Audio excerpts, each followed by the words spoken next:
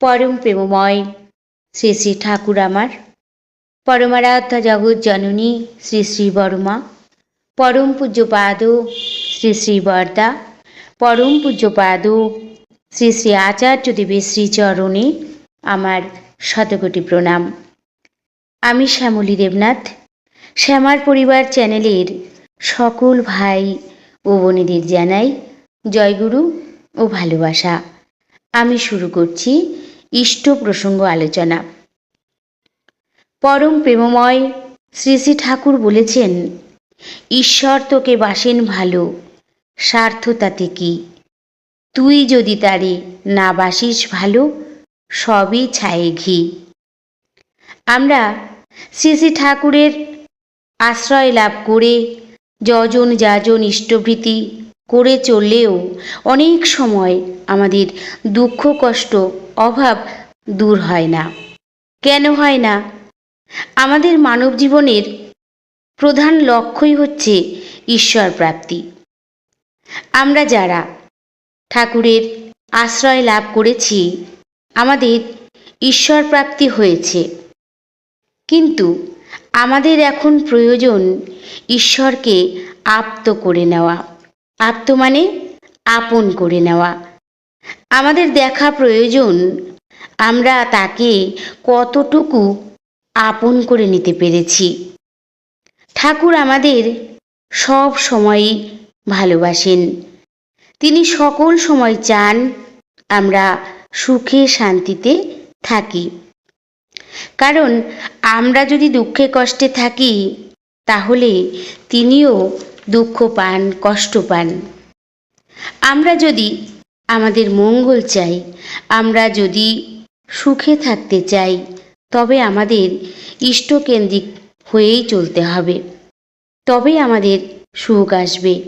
ঠাকুর বলেছেন, বিশ্বাস, নির্ভরতা ও আত্মত্যাগই বীরত্বের লক্ষণ। ঠাকুরের প্রতি আমাদের গভীর বিশ্বাস থাকা চাই, তাহলে ঠাকুর খুশি হন। পরম দয়ালের উপর সম্পূর্ণ নির্ভর করে চলতে হবে, তার কাছে নিজেকে সমর্পণ করতে হবে। তাকে যদি আমরা অন্তর দিয়ে ভালোবাসতে পারি, তবেই আমরা দুঃখ কষ্ট জ্বালা যন্ত্রণা হতে মুক্ত হতে পারব। আমরা ইষ্ট প্রতিষ্ঠা করতে গিয়ে আত্মপ্রতিষ্ঠাতেই ঝোঁক দিই বেশি, আর তাই আমাদের দুঃখ কষ্ট দূর হয় না। আমরা আমাদের মতো করে চলি, আমরা আমাদের মতো করে বলি, আমাদের মতো করে ভাবি। আমরা বলে থাকি, যেটা আমি করছি সেটাই ঠিক। তাই আমাদের ভাবা বলা করার মধ্যে প্রচুর ভুল থেকে যায়, যা আমাদের বোধগম্যের বাইরে। আর এই ভুলের জন্যই আমরা নানা সমস্যায় জড়িয়ে পড়ি এবং নানা সমস্যা আমাদেরকে ঘিরে ধরে। ঠাকুর বলেছেন, যা ইচ্ছে তাই করবে তুমি, তা কিন্তু চলবে না। ভালো ছাড়া মন্দ করলে পরিস্থিতি ছাড়বে না। আমরা আমাদের জীবনের অনেক কিছু রেখে রেখে চলি। সবার কাছে সবটা বলা যাবে না। বাইরের সব মানুষকেই যেন আমরা শত্রু ভাবি। ভাবখানা আমাদের এমন হয় যেন কেউ আমার জন্য মঙ্গল চায় না। কাউকে কিছু বলা যাবে না, সব সময় একটা গোপন গোপন ভাব।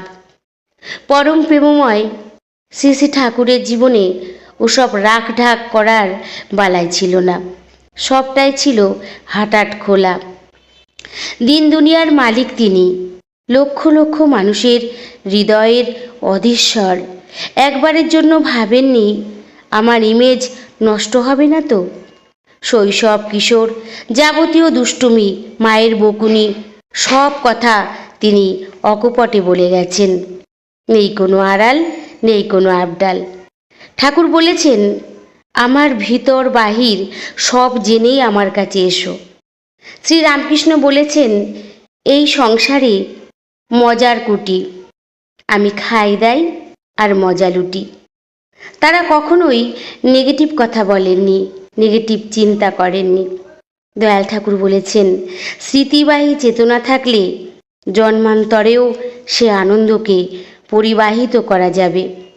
পরম দয়ালের সেই বাণী, ঝড় ঝঞ্ঝা যতই আসুক মনে রাখিস জোর, মাথায় আছেন দয়াল ঠাকুর, ভাবনা কি রে তোর।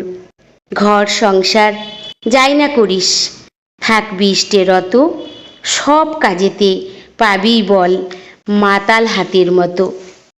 আমাদের পরম সৌভাগ্য, আমরা ঠাকুরকে লাভ করেছি।